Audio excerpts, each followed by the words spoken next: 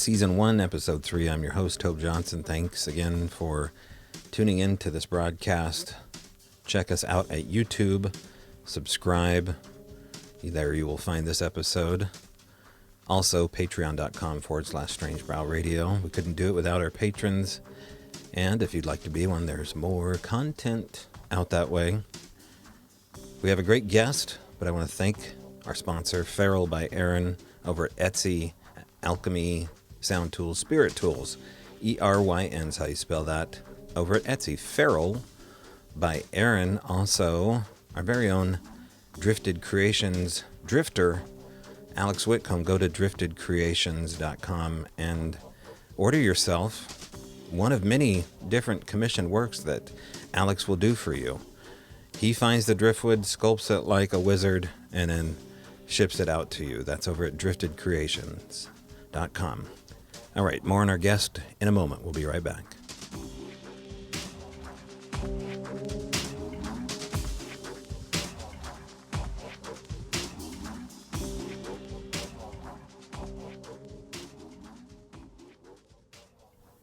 All right, before we get to our guest today, I will tell you that part 1 of the Strange Stroll, which you guys chose for me to go to Skookum Creek for the Skookum Creek adventure, and I was allowed to bring a pack of backwoods cigars. Always a pleasure. It's also a good gifting item to leave out. My SLS camera app, which may be a bunch of hooey, but we brought it anyway, and also the dowsing rods. And part 1 has been filmed. I did get weathered out of the situation. There was a storm that kicked through after the sun went down around 10 o'clock or 11 o'clock at night. I tried to get to lower elevation, so I need to go back for part 2. So that should be happening the next nice weather spell that we have, and I don't have an interview to do. And I'll edit those all together into one happy little 40-minute deal. Now, anything over 30 minutes really is pushing it as far as attention span for viewers or listeners. Most of you, according to the algorithms, are under 30 years old and have an attention span of less than a half hour. So most of these podcasts run well over a half hour, this one included.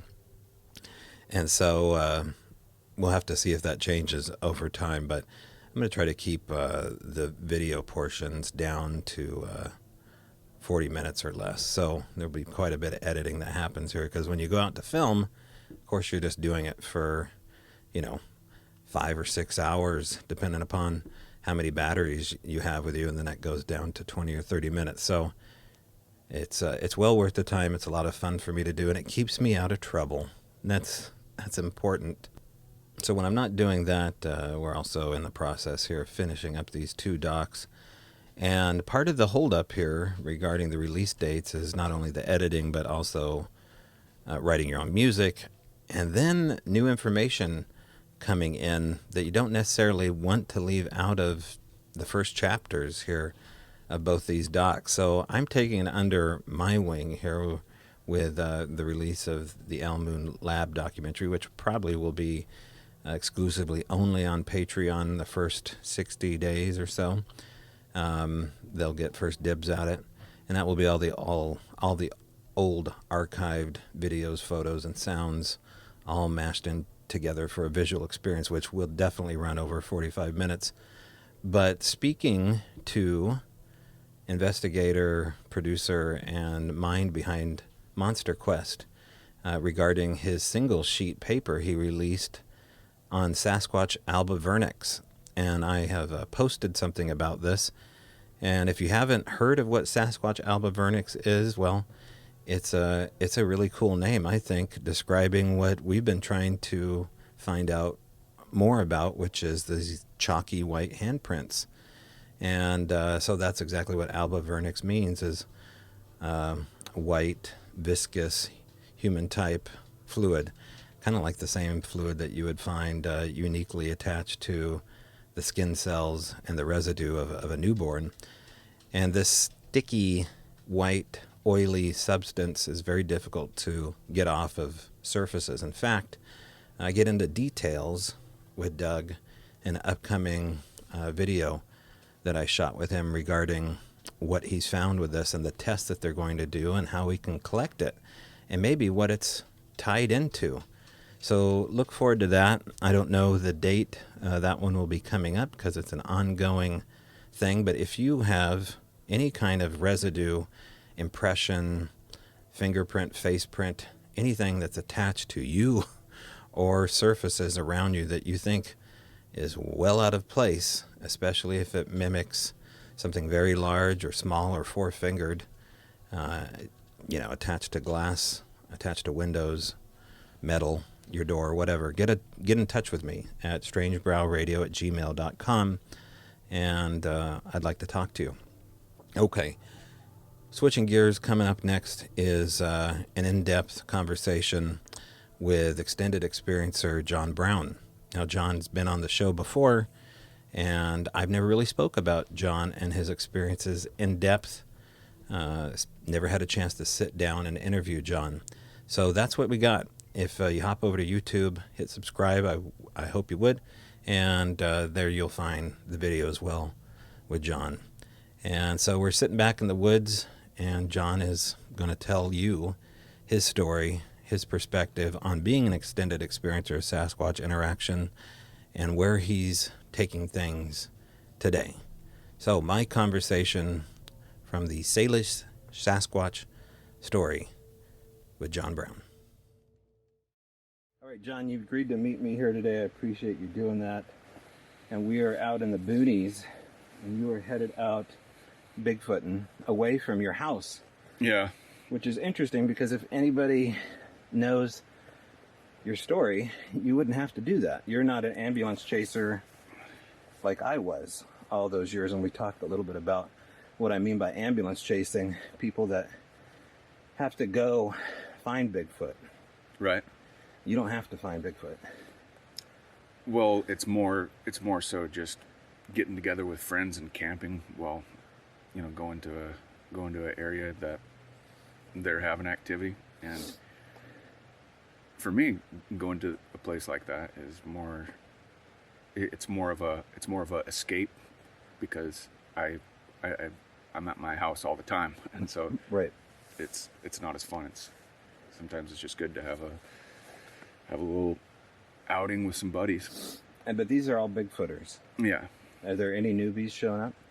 No. Okay.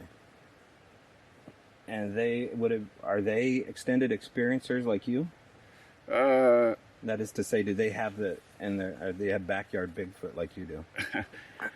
No, but they've been actively going places for 10 years or so.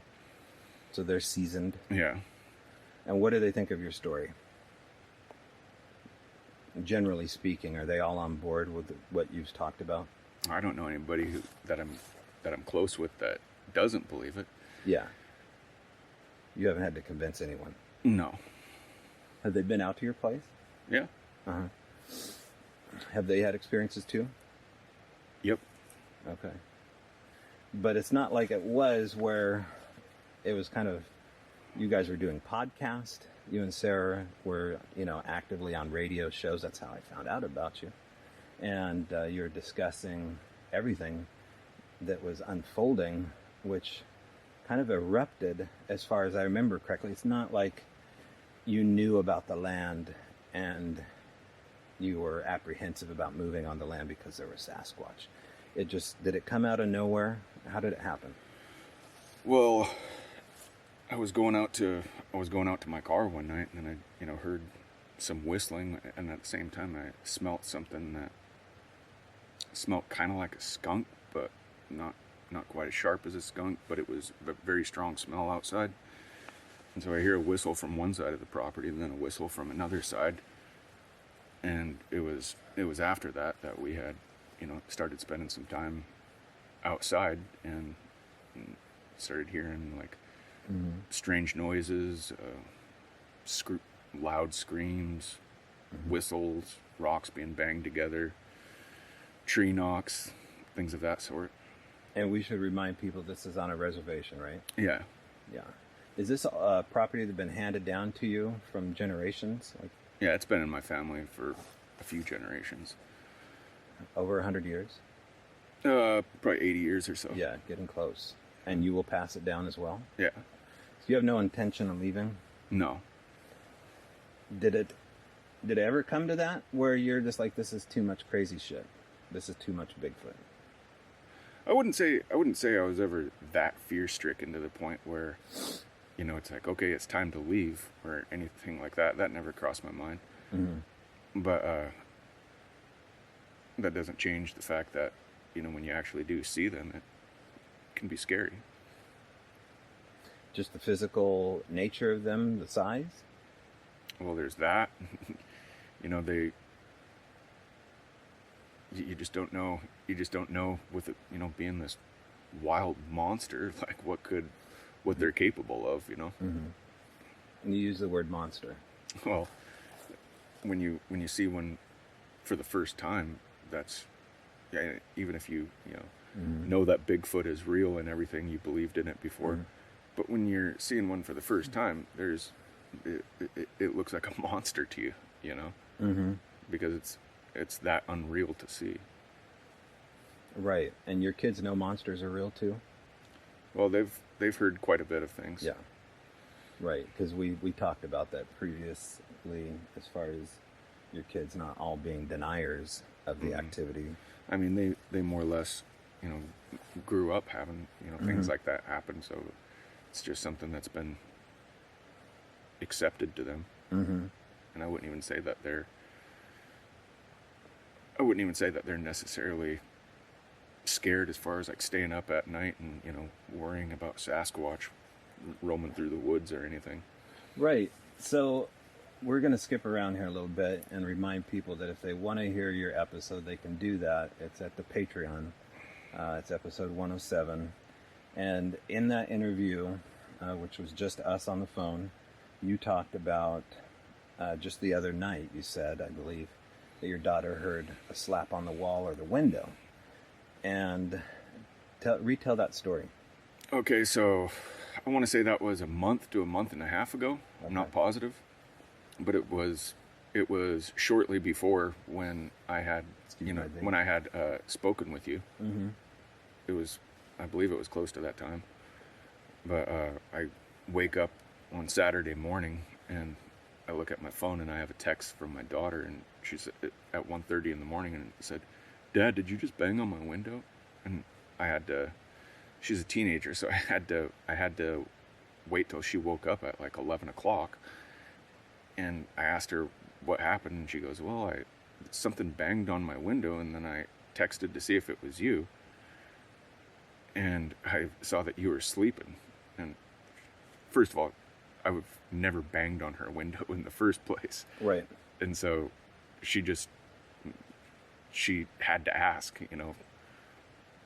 But I remember the night before, it was really cold. It was like 28 degrees out. And so it's not impossible that it wasn't somebody walking around at night and just banging on a window. But at the same time, you're banging on somebody's window at 1:30 in the morning, there's a chance you could get shot. Right. It's just not a very intelligent thing to do if, you know, somebody's concerned about safety. So 2 nights after that, I was laying in bed and I wake up at 12:30 in the morning to this slap on the side of the house. And I mean, it was really loud, like something just crashed into the side of the house. So I grab my pistol and flashlight, go outside. There's nothing disturbed. It isn't like garbage cans outside are, you know, tipped over or anything was out of place or anything like that. I mean, there was just a really loud thump on the side of the house a couple of nights after she had, you know, heard that knocking on her window. So, I mean, could it have been a person? Yeah, but there's a lot of stories of Sasquatch that have slapped on people's houses and, you know, things like that too. So I definitely can't. Well, how often does that happen where your house gets hit? There's only been a handful of times that's happened, But In how many years? 10 years or so. Really? That's a long time to only have a slap, or 2 or less than 10 slaps in 10 years. But at the same time, maybe it could have happened at 4 o'clock in the morning and nobody heard it, Right, and we're speaking specifically if this is Sasquatch doing this kind of thing, but you've never seen a Sasquatch slap your house. No, I have. I've never seen a Sasquatch slap my house. What about property damage? We didn't talk about whether or not you had you found any handprints or DNA, or were you a part of the Ketchum study or the Erickson project or any of those derivatives? No. Nothing like that. Were you ever asked to collect evidence for any of that stuff? I wouldn't say that we've collected very many hair samples. What about tracks? There's been a couple of tracks that we've cast, and I mean, if you can see like all the ground litter that's around here, it's pretty close to the same as on our property. If you were to step right there, you're not going to see a footprint. So you never found any, like what I would call business card tracks where they basically, let's give him a track he can't avoid out here by the front of his car or something like that. There's never been any obvious evidence like that left behind. Well, I mean, we have cast a couple of tracks, and one of them was where we had got the thermal video, and even with that track, I can't remember how big it was, like maybe 16 or 16 and a half inches. It wasn't anything that looked like a beautiful track with clear toes or anything like that. I mean, it was cast on a bunch of like leaf litter and such. Yeah. Okay. Yeah, because you're in a special class of people that experience Bigfoot activity, and there's some things that are commonalities, and one of those things is either property damage or handprints, tracks that seem too obvious, almost like they've just been almost like hoaxed. They're so obvious, like what the hell, like cookie cutter impressions, things like that. But then you've experienced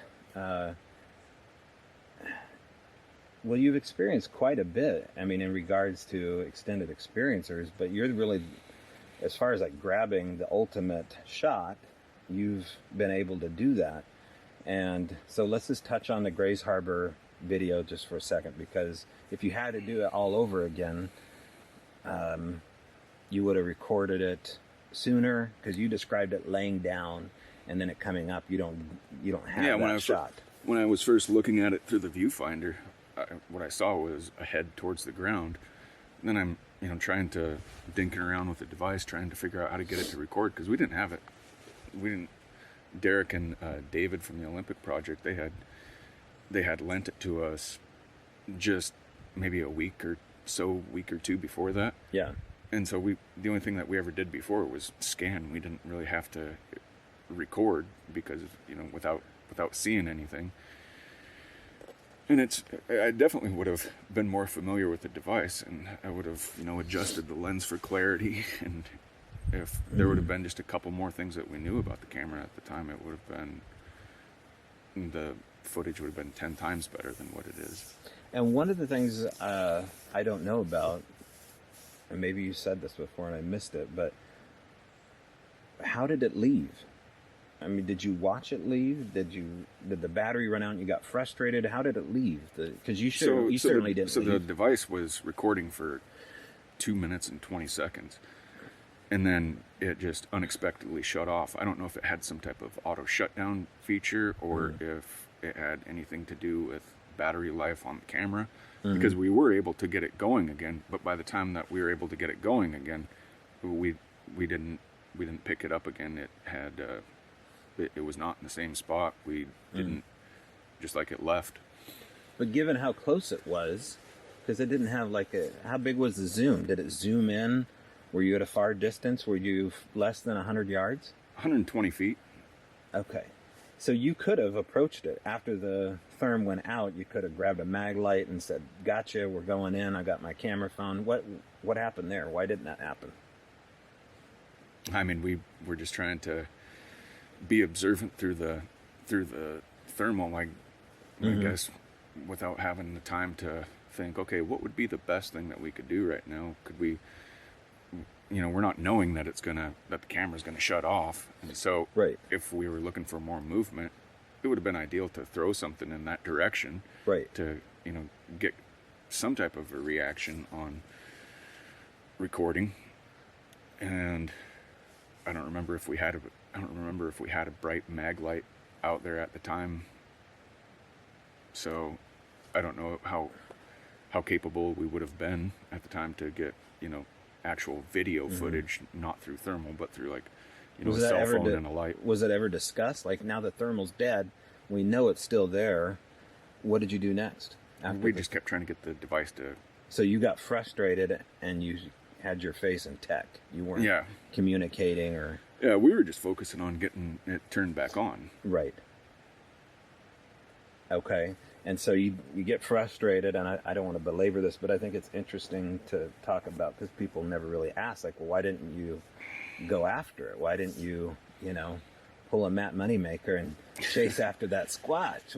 What happened, John? I mean, looking back at it, I wish we would have done a lot of crazy things like that, but it didn't happen, So you assume it left. It could have still been there while you were fumbling. Yeah. Do you think it was? I mean, there's a possibility, but you have to also understand that we were, afraid at the same time too. So we didn't want to go creeping back there and see how close we can get to it. I mean, Are you pro-kill? Am I pro-kill? Yeah. Because when you talk about fear, and I hate to just blast that out you, but I never asked you that. Are you pro-kill? Like, is this something if you could take it down? I'm not saying that I would want to take one down. Right. Because I don't. And no judgment. I don't know like what kind of consequences legally that could happen to somebody for doing it. But is there anything from the res standpoint that would come down on you? No, I don't think so. But I mean, I just don't know if I used to say that I would do it, but I don't know that it would be something that I'd be comfortable with now.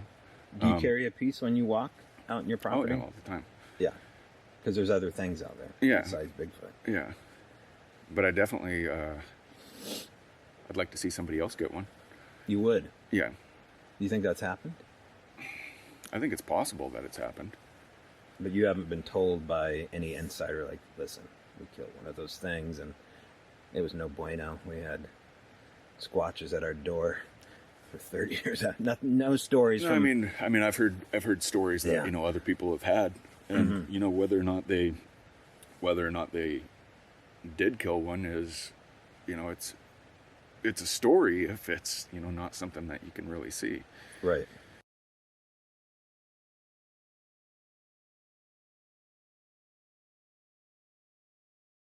Well, I just think that that's the only way that somebody could definitively prove it. And if you're just looking for validation for everybody that says that they've seen a Bigfoot and everybody else saying you're full of shit, then there's an actual corpse that validates everybody's stories.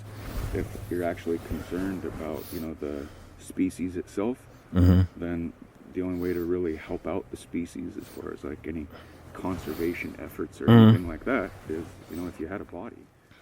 All right, let's talk about those two parallels then, or those, they eventually parallel, but the issue of science and a body and the issue of proof for ego's sake.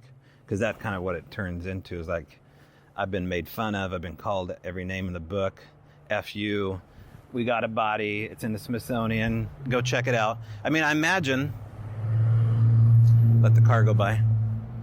I imagine that everybody in the UFO community probably feels a certain sense of justification now that the Navy's come out and said we have off-world vehicles not of this earth. So everybody that's made a report and been made fun of with the X-Files music playing in the background or antennas on their heads that they're doing an interview, all the bullshit that they've gone through, including myself, my family that's had encounters like that, feels a certain sense of vindication. So that sense of vindication on our part to say, now we have data, we have a body, it's right there. I mean, we know what they are, and they are this, that, or the other. What do you think is more important, the science part or you being validated, or me being validated, or anybody else? I think both would be important. Yeah. I wouldn't necessarily say that, one is a better reason than the other. I mean, but I don't, for me personally, I don't have this, strong desire to, like, protect the species or anything like that. That's not my passion. It's just right.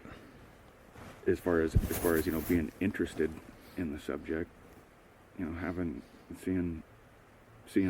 having a corpse for everybody to acknowledge that they're real, I think would be satisfying. Yeah. And I understand the predicament of what you're saying here, because how important is proof to you? Do you ever find yourself, and when I ask you these questions, John, I'm speaking from a real honest point of view, like, how important is proof to me based upon ego? Like, I want to prove this to shut, up a family member that made fun of me during whatever. You know what I mean? Like, in your face, here's the evidence, shut the F up. How important is proof to you? Like, is it still super important? I mean, as far as like so that my own stories are validated. Yeah. It's not that important to me. If somebody doesn't believe my story, that's their right.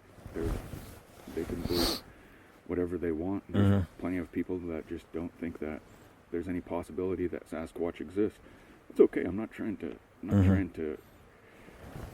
to change their opinion or to recruit them into becoming a Bigfooter or anything like that.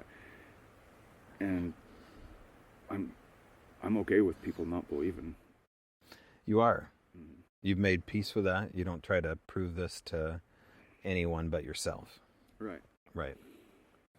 And have you fully proved it to yourself? And this is moving into the territory that we talked off camera. Have you fully proved it to yourself? Because I said, out of all the Bigfooters that have approached the boundary of the woo, they usually continue onwards and go full Tom Powell, or they go now full Toby.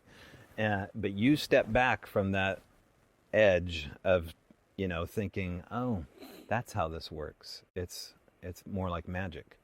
And now you're back in the realm of, this is explained science. This is something that can be explained. This is a riddle worth solving. Talk to me about that process, if you're comfortable, about being, gone from the public eye for a bit, and things that you thought privately, as much as you feel like talking about.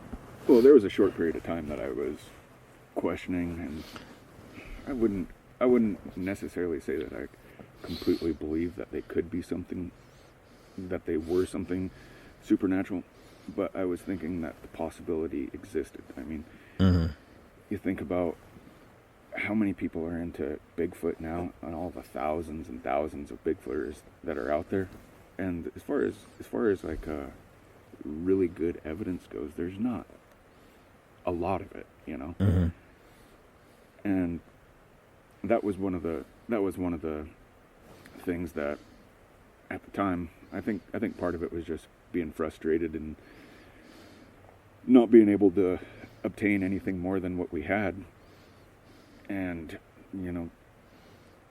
wanting to come to the next step. Then finally, I think it was just a easy approach to say, like, I don't know, if I can't prove that they're real, then maybe there's something supernatural, because there's just so much time that was spent, and they would be oftentimes what we believed that were Sasquatches close by. They're based on all the things that were being recorded and things that we were hearing.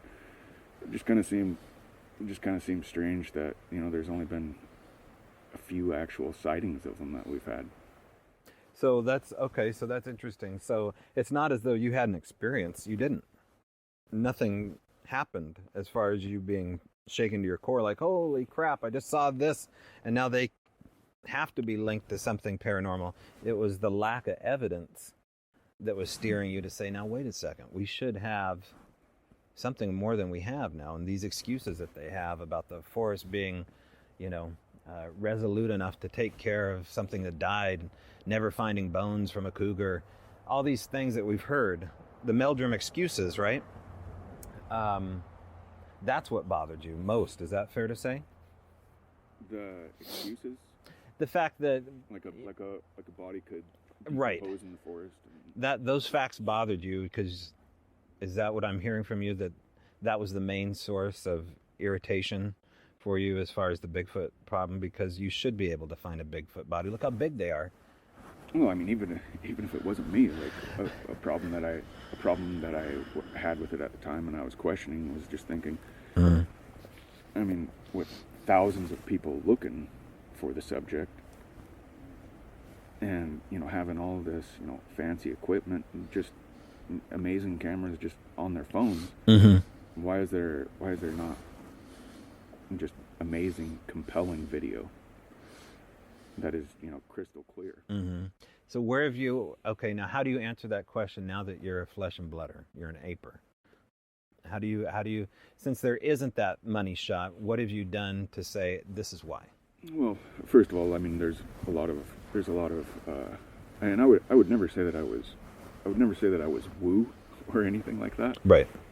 But I just simply believe that there is a possibility that they were something supernatural, and just like a lot of Native American legends go. But then again, I've never had anything supernatural, happen in any of my experiences. I've never been, zapped or felt infrasound, or I've never been mind spoken to or anything like that. So everything that we've observed, it's just been what you had believed, what you've told everybody, what you believed to be, a real flesh and blood creature, like the one that I saw in the daylight. It, even though my reaction was seeing, oh shit, this is a monster that I'm looking at, it still looked natural. But getting back to the question, since we don't have anything really other than Bluff Creek, not really. I mean, there's a couple that have come out, but Bluff Creek's the one. Why do you think that is? Like, what have you done to say, well, this is why we have pictures of snowy leopards, we have pictures of rare underwater sea creatures from tsunamis. Things have happened. Things have washed up. But this hasn't happened yet. So what have you done to say, well, here's the scientific reason, here's the tech reason why we don't have this? Why is everything always blurry? I don't have the answer to that. And I just tend to, like, when it comes to questioning one side or the other, I just tend to believe that, it's an actual physical being. Because even though there is a lack of evidence, I mean, when it comes to, like, footprints and things like that, there's significant evidence in a lot of that. Right. They left behind plenty of physical evidence. So there shouldn't really even be skeptics out there based upon things like footprints and hair. And now we have eDNA, right, where you can test the sample of the dirt where a footprint was and see this footprint has DNA in it. We don't even need to cast it anymore. We can get information from the soil. So there's science there. Like, there's an obnoxious amount of science to say, yeah, they're here, but yet we still have all the detractors. Do you think, is that accurate? Say that again. Well, as far as like all the science, it's available science, data on the table. Let's just say we'll take Meldrum's research. Here's the encyclopedia of why you should believe in Bigfoot. There's enough, in your opinion, to say, yeah, he's made his case. I believe him. Yeah. Yeah. Even if you didn't live on an excellent property and see them. Yeah, I just think there's enough, even though there's not a lot of it. I think there's enough physical evidence to believe that, yes, especially seeing them on, multiple occasions, to believe that, it's a physical being, One of the things that Rich said in his interview was they're not rare. He goes, when I was a cop, I was looking into the matter when I was a cop, and I wanted to see how rare they were. And he says they're not rare. They're everywhere. What do you think of that statement? I would disagree with that. You think they are rare? Well, I mean, I think if they weren't rare, then there would be all kinds of, camera phone videos that are on YouTube and everything. Mm-hmm. But where you're going tonight is a hot spot. Is that fair to say? There's been some pretty compelling activity that's happened. And 15 minutes to the east is another hot spot. And then north of that is another hot spot. And there are these sections all over where the hot spots are everywhere. I mean, one of the things that Henry Franzoni says that I bring up is that look at place names, right? Like names that sound strange, or Native American sounding strange names, or scary names, even names about snakes, are hot spots for Bigfoot. And they're all over the globe. They're all over America, that's for sure. So why do you think that would be? As far as hot spots being just everywhere. Do they move? Do they migrate? Like there's a clan here and then they move to a different spot, or? I think certain places could be hot for a little while. Mm-hmm. Maybe for a couple of years, or maybe once every, so many years. Right. But I would imagine that there's definitely areas that they prefer over others. And what kind of area do they prefer? No, I don't know that, because some of the areas are completely different than the other. Yeah. And there's some people that think that you have to go super deep to have anything happen. I personally think that there's a lot of even though I don't believe there's a lot of Sasquatches, I think let's pretend if I was a Sasquatch, I think it would be a lot easier to survive if you were closer to the edge of civilization, where you could still raid people's garbage, you could kill their chickens and things of that nature, than it would be to just survive in the wild. Yeah, that's what homeless people do. Mm-hmm. Live right on the edge, like come in and grab what they need. At least the ones that live long term. Or even if they didn't live right on the edge of it, I would think that a lot of them would frequent, that edge of civilization, like the rural areas and things like that.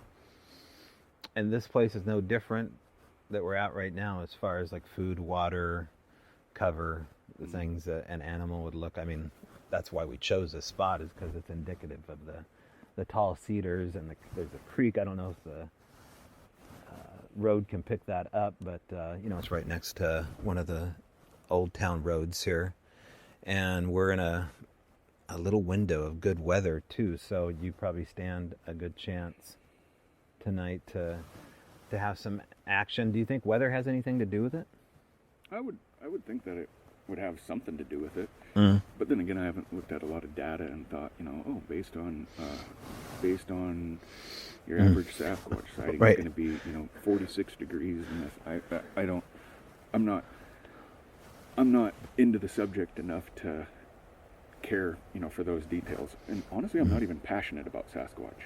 It's something that I was really into back in 2013 and 14. It's not that I'm not interested in it now. I still go out to locations with my friends and such. But it's I don't have the same passion for it like I did before. I mean, back in 2013, 14, for a couple of years, I got really burned out. Staying up late at night, going to work the next day. I was just kind of burned out on bigfooting. During those times, did you ever find yourself actually staying up all night, waiting for an action, an event to unfold, and then go to work? I mean, were you ever that? Into it? There was definitely times that I was so into it that I would stay up till 2 in the morning on a work night. And have to get up when? 6:30, 7 o'clock. Yeah. And maybe nothing would happen. Yeah. And you would still do it. Mm-hmm. Because why? Would something small happen? And be like, oh, that could be them? I mean, there was a lot of times that, we would hear things like, wood knocking, rock clacking, vocalization, or something.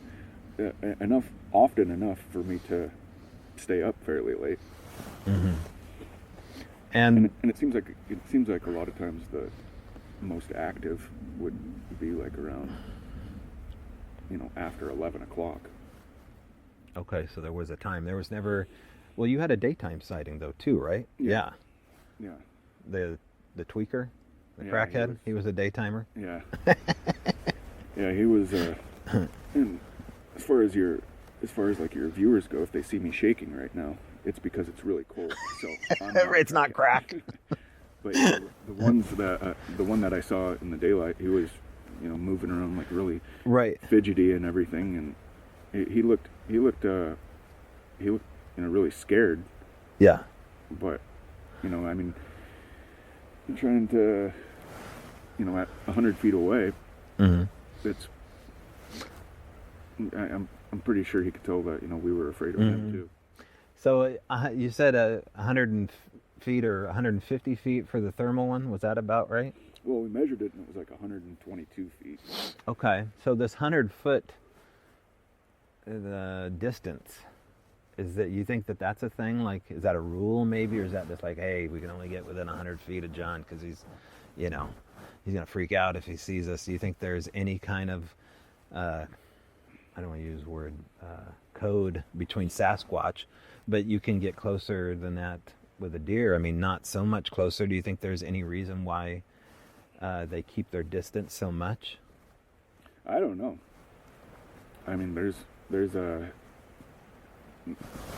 I think I told you about that time where we had heard this. Sarah and I were outside and we heard this pot being banged on. Yeah. And then we were like, oh shit, we got the whole thing on audio and everything.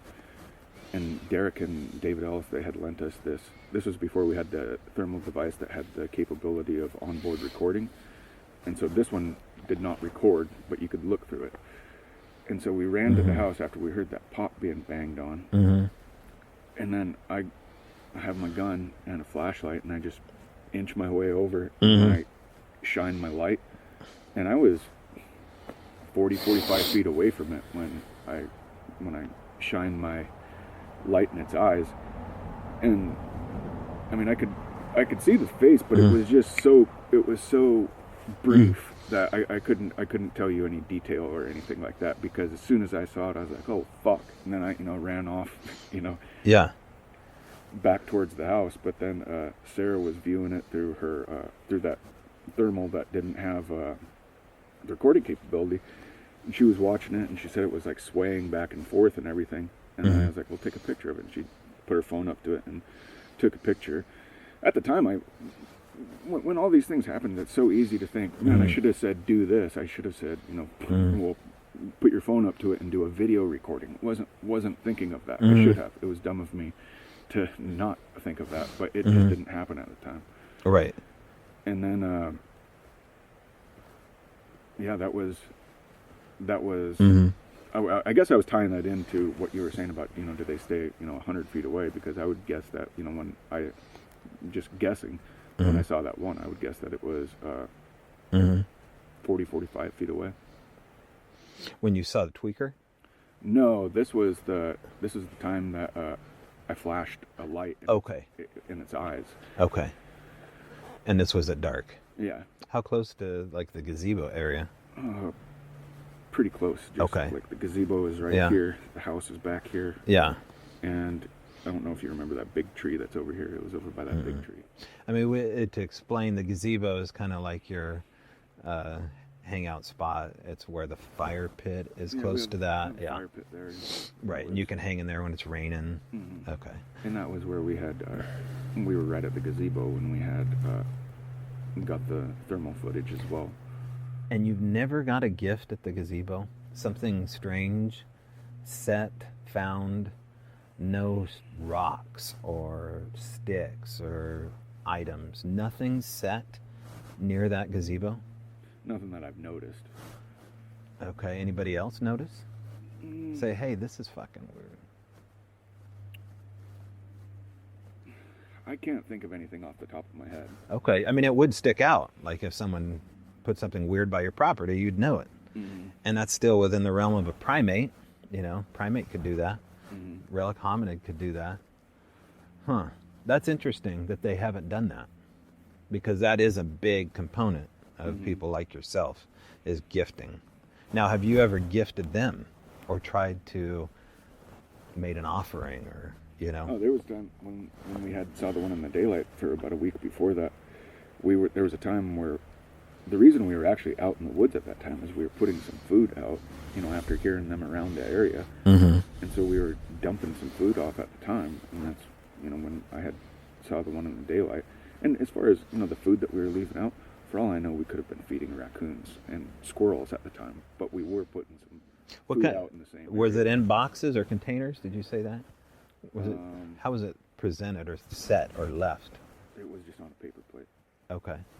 Did you ever do the whole peanut butter interaction thing where you leave out a jar of peanut butter or anything like that? To see if something had opened it? Yeah. I think we did do that before, and I don't remember if anything happened. Okay. Or if it, ended up missing or anything like that. But what about weaves, structures? The weaving is a big one. Vines, branches, limbs woven together. Anything like that? I can't specifically think of anything, woven together. There's times that you can have Bigfoot on the brain too, and just you see a series of things that are leaning and like, whoa, is that possibly some type of a Sasquatch blind or something? Right. When it could have been something completely natural. And so, I mean, as far as gifting and things like that goes, I mean, we would leave food out from time to time, but it wasn't like we were getting these handmade wreaths or anything like that. Yeah, no, you're smiling. No, I'm saying I've never seen. I know, but you're smiling over handmade wreaths. What do you think of that? I don't know. I'm not saying that it's not something that happens. Right. I'm just saying it hasn't happened with anything that I've seen. Would that bother you if something left you? I don't think it crafty like that. It wouldn't bother me, and I know some people probably have a problem with things like that. Like, there's no way Sasquatches would weave something together. Well, it doesn't require that much intelligence to weave something together. And so if they wanted to, of course they could.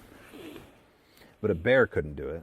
No, a bear could not do it. A deer, the hooves would have to work real hard with the antlers to do it. One time, I mean, as far as like, I wouldn't call this gifting. I would call this strange. One time on our barbed wire fence, there was this. I was just walking the edge of the fence line, and I saw some hair on the fence. Mm-hmm. And what it was like it was a coyote pelt, like just the skin and everything, but not like the innards or anything like that. Just like the pelt was like woven, not woven, but like wrapped around barbed wire. And I was thinking, that's my only thought. Like, if it wasn't, the only thing that could potentially do that is a human or a Sasquatch. And it wasn't like, if it was a human that did it, I don't think that would be very intimidating or funny. I don't think it would be a prank because it was in kind of a hidden area. Like, what would be funny is putting that coyote, pelt on somebody's windshield. That's obvious. But in, a really obscure area. So getting to sounds that you've heard, I mean, you're releasing vocals that you have, and one of the things that you released that we talked about off camera was the what I would call a terminal ending, where there's more of a sonic. It's maybe infrasound. We don't know what it is, but it's a different vocal that happens on one of these sounds that you released that is much stronger.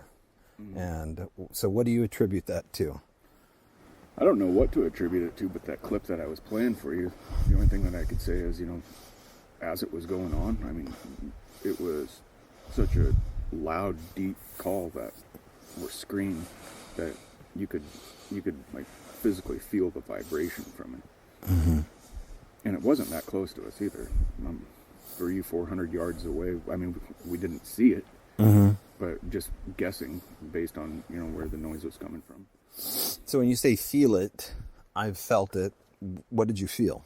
I mean, just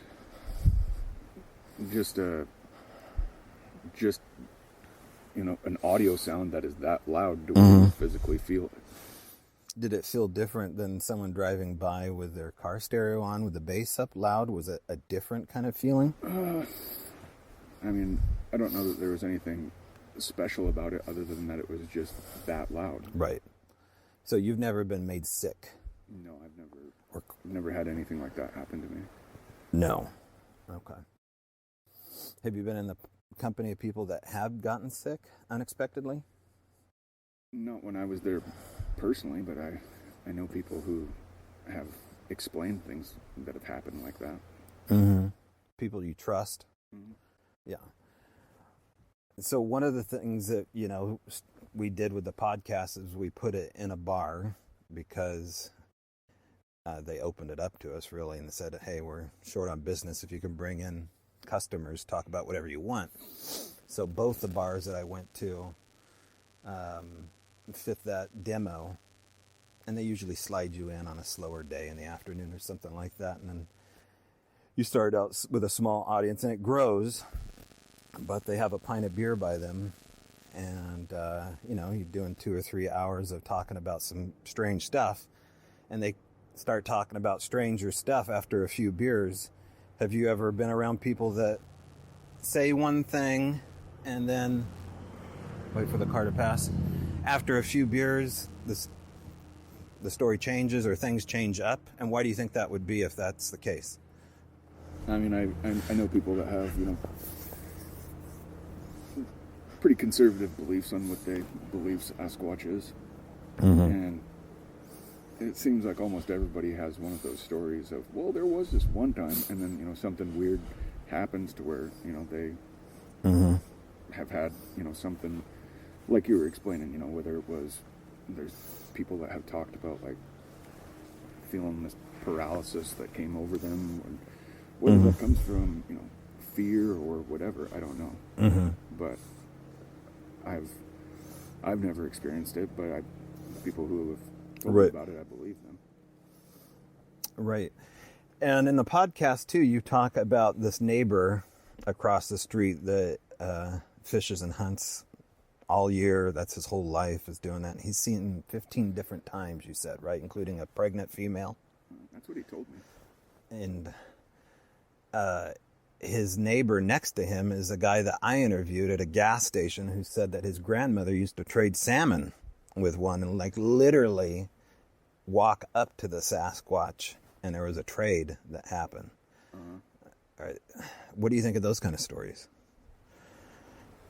I mean, I think that could definitely be a possibility. Yeah. I mean, I've never had. Like I've told you before, I've only seen them, you know, a few different times. But so obviously we don't have that kind of an intimate connection. Would you ever have a connection like that with something that you? Hell no. You wouldn't? No. I would never get that close. And so you wouldn't want it to progress into like a full on, oh, this is, you know, John the Bigfoot. And we're... No. No, that would be out of my comfort zone. Okay. So just short of that, you would investigate the issue, even if they... Because you've had some really close encounters, like there's something coming up to the edge of your property and somewhat communicating with you, either by saying, hey, we're here, and, you know, we know you can see us. Yeah, I mean, when Sarah and I were in the backyard and it started banging on that metal pot that was back there, and we didn't even know that there was a metal pot that was back there, but there was this old rusty metal pot that we saw the next day, because it was when we heard it, it was banging on something metallic. And as close as it was to us, It clearly wasn't trying to remain hidden. It surely had to have known that we were there. And by making that banging, I would only assume that it was kind of just making its presence known for one reason or another. I don't know if it was... Yeah. I don't know how it was trying to communicate with us. If it was trying to communicate, like, hey, get us some food or something. I don't know. Yeah. Now, what happened to that pot?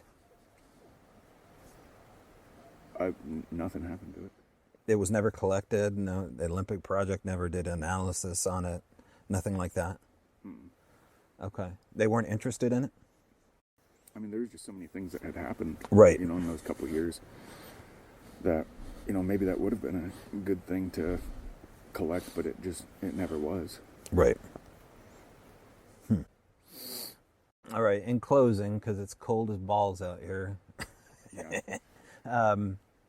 Let's talk to the 15-year-old kid that's going to see this podcast and doesn't know anything about Bigfoot, wants to get into it, thinks your story's credible, thinks you're cool, wants to go look for Bigfoot. What do you tell a kid like that that's going down this road of looking into it?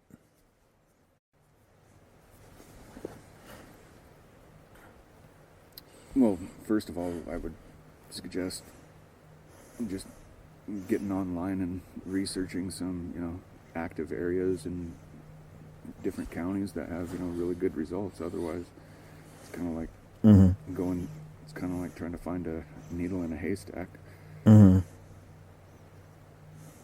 So, I mean, if they were trying to get some action, I would say that, a really good county, if they were in Washington, Skamania County would be a good one. Okay. All right. Thanks, John. Yeah, thanks for having me. All right, that was John Brown. Again, the YouTube site, Salish, Sasquatch. Incredible information on there if you want to get to know the legitimate phenomena through an extended experiencer. There you have it. Now, I'd never heard of an extended experiencer until John that didn't start going down the rabbit hole further and further and further. You could see he pulled his head out of the rabbit hole and is now looking back into explainable science to understand this phenomena.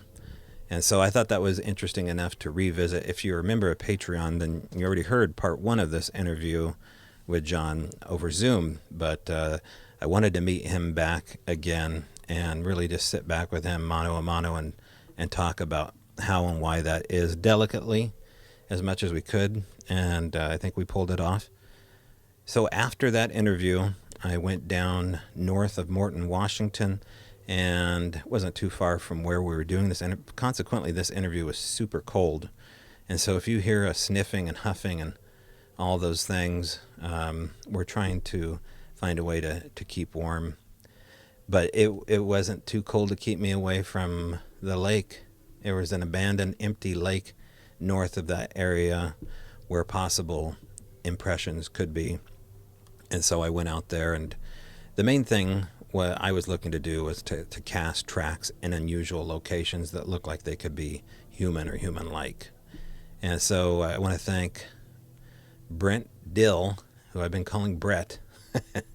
And I apologize for that, Brent. All through the video I called you Brett. But we had just met for the first time, and that video is available online. The extended version is available at patreon.com/strangebrowradio. But Brent was nice enough to hold the camera and help me cast some unusual tracks, which absolutely are, in my opinion, 99.9% sure that they're human tracks. And again, the main point was, in our due diligence, just to shoot a video on how we cast tracks or how I cast tracks. So mission accomplished in that way.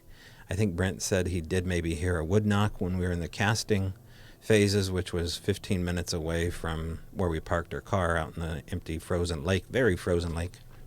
Anyway, that video's available right now.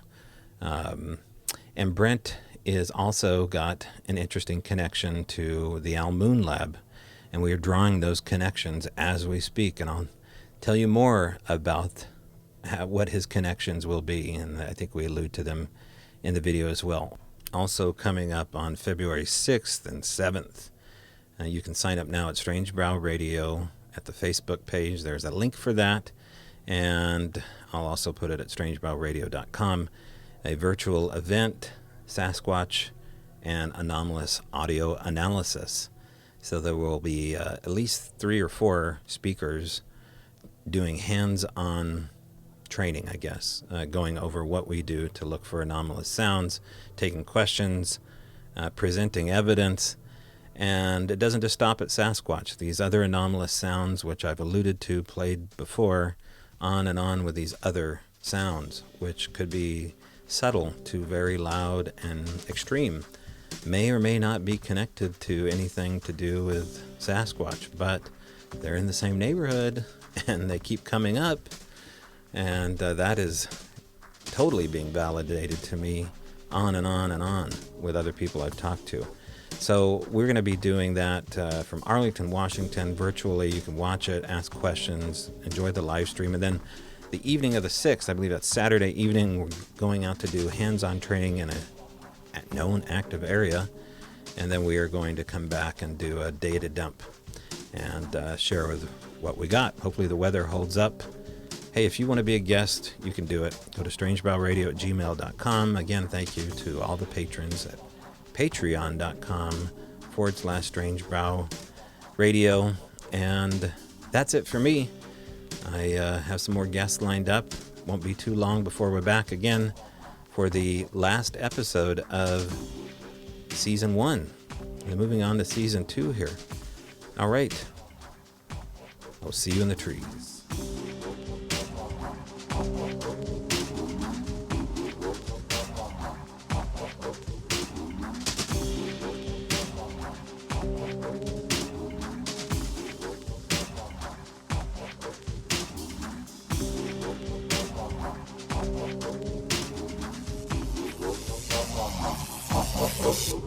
back.